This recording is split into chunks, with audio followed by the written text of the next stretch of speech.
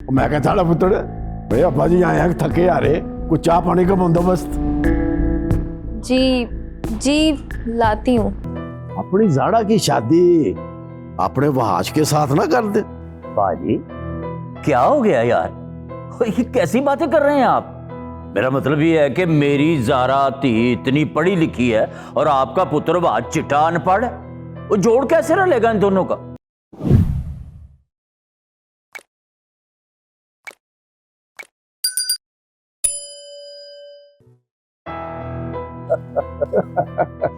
भाजी वाह क्या बात। जाड़ा में जी भाजी अपनी जाड़ा की शादी अपने वहाज के साथ ना कर दे। बाजी क्या हो गया यार, ये कैसी बातें कर रहे हैं आप? मेरा मतलब ये है कि मेरी जारा धी इतनी पढ़ी लिखी है और आपका पुत्र वहाज चिट्टा अनपढ़ है, वो जोड़ कैसे रहेगा इन दोनों का?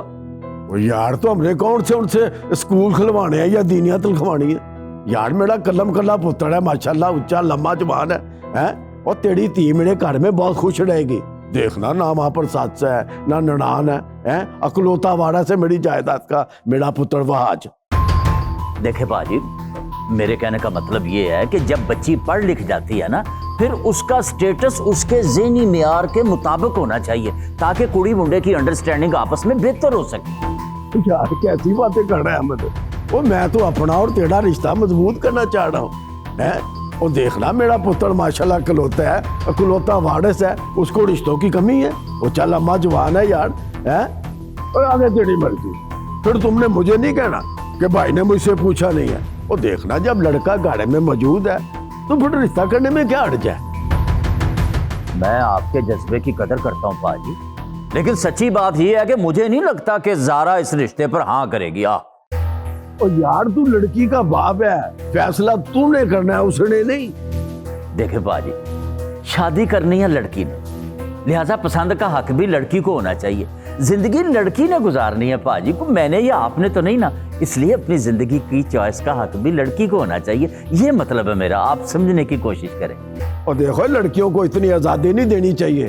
तू उसका बाप है, तुझे फैसला करना चाहिए। मैं अपनी जात का कोई भी फैसला जारा के ऊपर थोपना नहीं चाहता। जहां उसकी मर्जी होगी वहां मैं कर दूंगा। वो यार अहमद, वो तू शहर में आगे कितना मॉडर्न हो गया है? वो तुझे बड़े भाई का जरा ख्याल नहीं? वो तेरी मर्जी है, मैं फिर भी तेरे साथ हूँ। बहुत शुक्रिया पाजी। असल में बात पता क्या है, आपको तो पता ही है कि मेरी एक ही एक बेटी है। मैं उसका बेहतर मुस्तकबिल सोचता हूँ और उसके लिए बस हमें ही पूरा जज्बाती हो गया था। वैसे तो आपका एहतराम, आपकी कदर मेरे दिल में है पाजी। तो पागला, जिस तरह जारा तेरी थी है उस तरह मेरी भी थी है। आपके चले बेटे से अपनी जारा की शादी करके मैं उसकी जिंदगी खराब नहीं करना चाहता।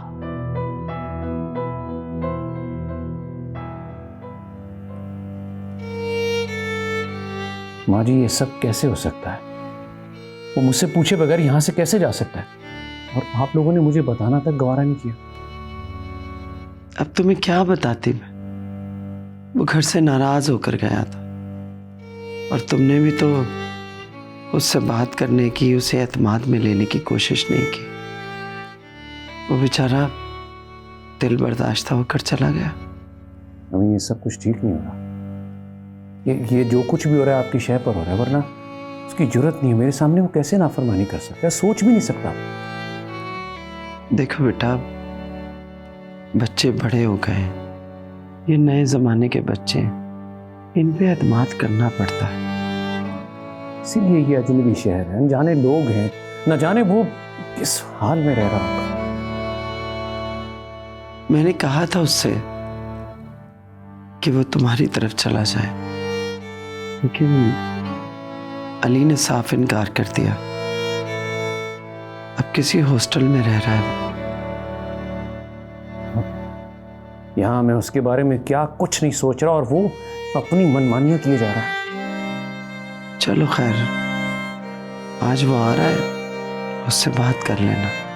क्या मत कर, इसके दिल में जो चाहे आए वो करे। I'm done.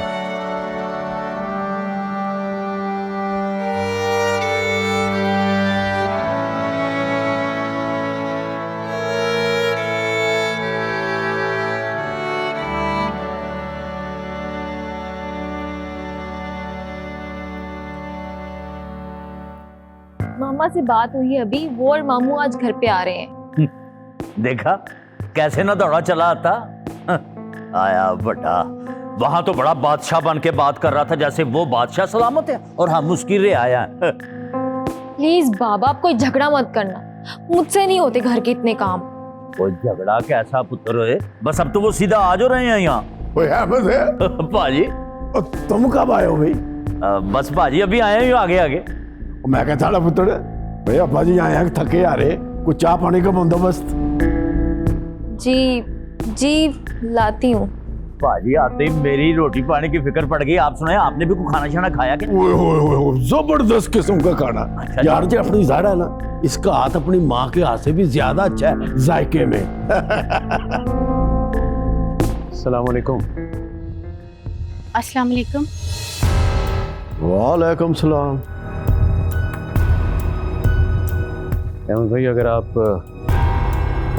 नताशा की बातों पर नाराज़ हैं तो उसके लिए मैं माजरत करता हूँ। ठीक है, अगर आपको अपनी गलती का एहसास हो गया ना तो कोई बात नहीं, लेकिन अबरार मियाँ एक बात मेरी याद रखना, अगर उस औरत की नज़र में हमारी कोई इज्जत नहीं है ना तो उसकी नज़र में तुम्हारी भी इज्जत 2 कौड़ी के बराबर है, ये ज़हन में रख।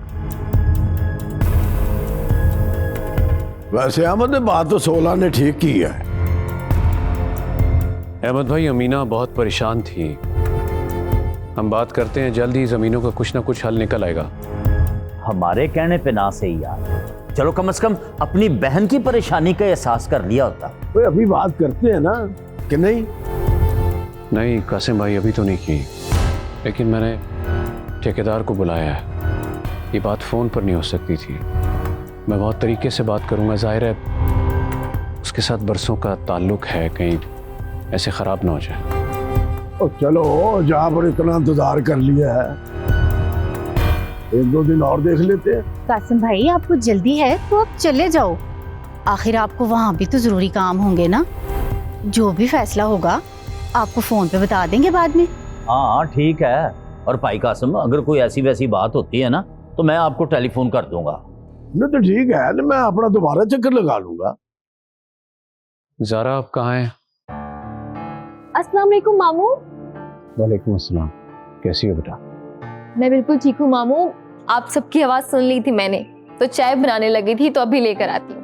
नहीं, मैं अब निकलता हूँ। मैं दरअसल अमल घर पे अकेली है।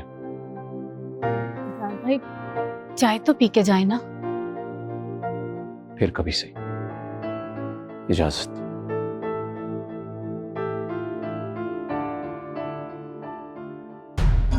देखा, मैंने कहा था ना कि मर्द जितना मर्जी औरत के ड्रॉप में हो, और बहन को घर में नहीं रख सकता।